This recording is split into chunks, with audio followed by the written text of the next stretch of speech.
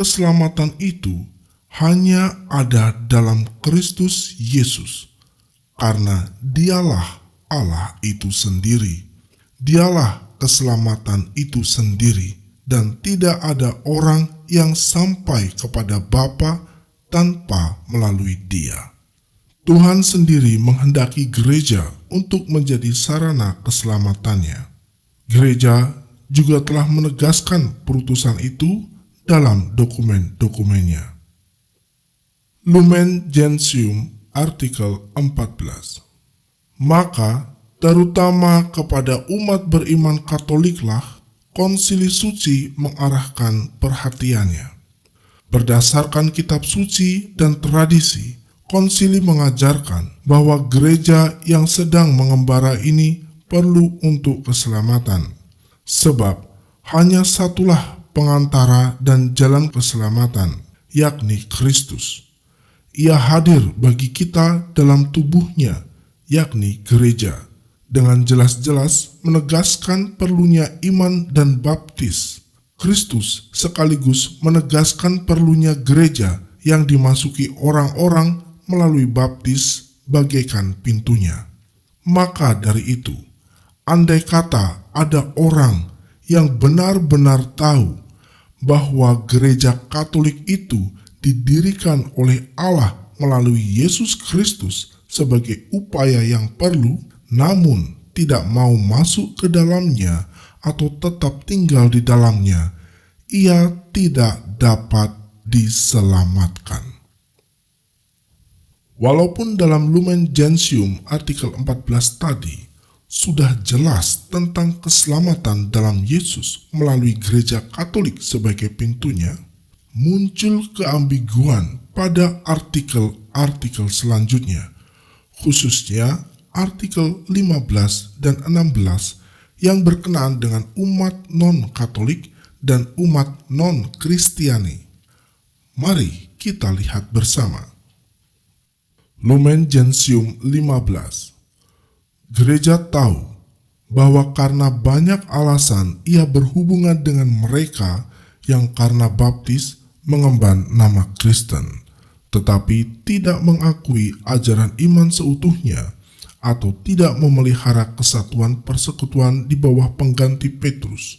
Sebab memang banyaklah yang menghormati kitab suci sebagai tolak ukur iman dan kehidupan, menunjukkan semangat keagamaan yang sejati, penuh kasih, beriman akan Allah Bapa yang Maha Kuasa dan akan Kristus, Putra Allah dan Penyelamat, ditandai oleh baptis yang menghubungkan mereka dengan Kristus, bahkan mengakui dan menerima sakramen-sakramen lainnya juga di gereja-gereja atau jemaat-jemaat gerejani mereka sendiri. Banyak pula di antara mereka yang mempunyai uskup-uskup, merayakan Ekaristi Suci, dan memelihara hormat bakti kepada Santa Perawan Bunda Allah. Selain itu, ada persekutuan doa-doa dan kurnia-kurnia rohani lainnya. Bahkan ada suatu hubungan sejati dalam Roh Kudus yang memang dengan daya pengudusannya juga berkarya di antara mereka dengan melimpahkan anugerah-anugerah serta rahmat-rahmatnya dan menguatkan beberapa di kalangan mereka hingga menumpahkan darahnya. Demikianlah Roh membangkitkan pada semua murid Kristus keinginan dan kegiatan supaya semua saja dengan cara yang ditetapkan oleh Kristus secara damai dipersatukan dalam satu kawanan di bawah satu gembala.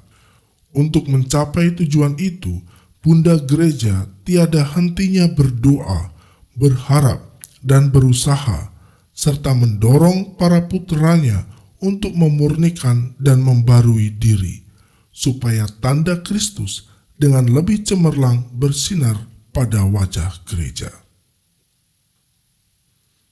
Dari Lumen Gentium artikel 15 tadi, banyak yang mengartikan bahwa mereka yang Kristen tetapi bukan Katolik juga selamat. Namun sebenarnya Di manakah dalam dokumen tersebut menyatakan bahwa mereka menerima keselamatan? Di awal tadi dikatakan bahwa gereja tahu. Tetapi tahu bukan berarti mengamini.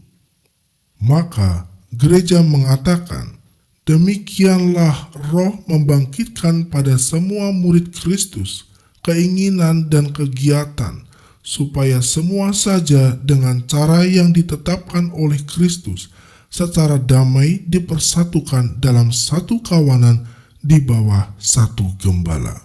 Artinya kita diminta untuk mengusahakan persatuan yang sejati, memberi kesaksian tentang gereja yang sejati, dan dengan begitu menarik mereka untuk masuk ke dalam persatuan yang utuh dalam gereja Katolik, satu kawanan dengan satu gembala.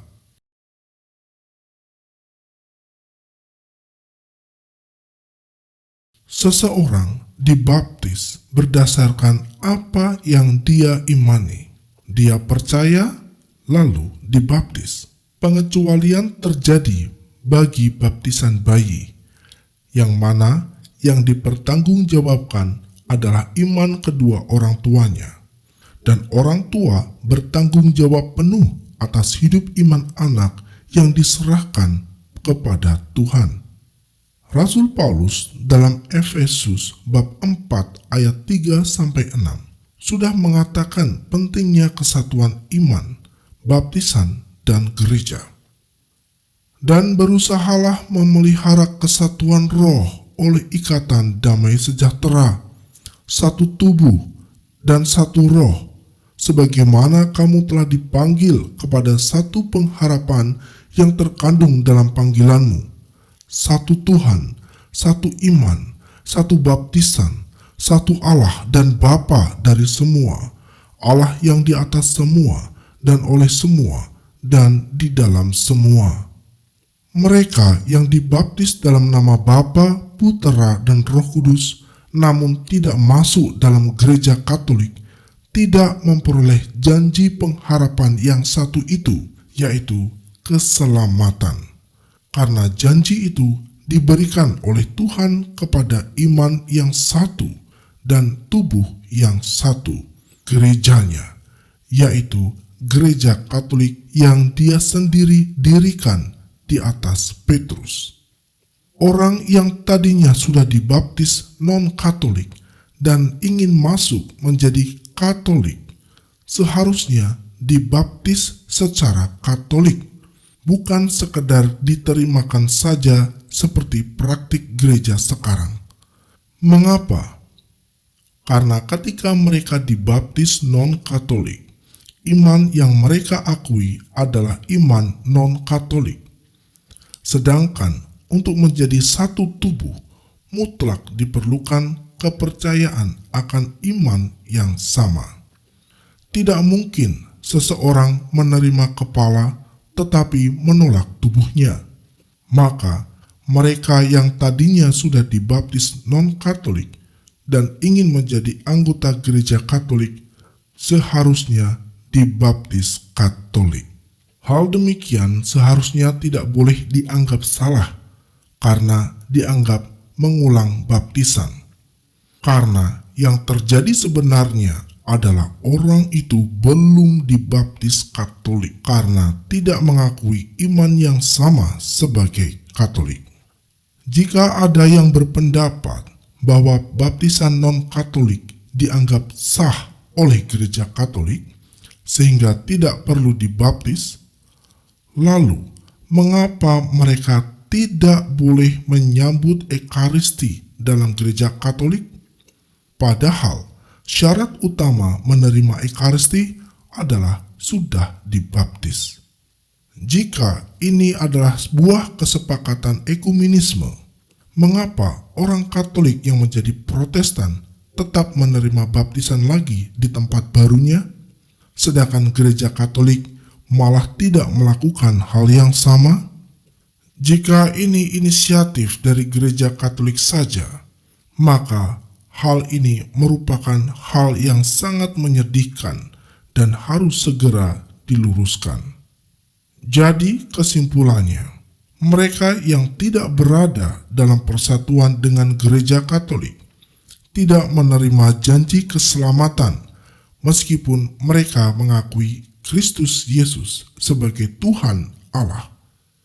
Mereka mengakui Kristus, tetapi mereka tidak mengikuti apa yang menjadi kehendaknya, yaitu menjadi satu tubuh, sehingga mereka tidak menerima janji keselamatan itu sendiri.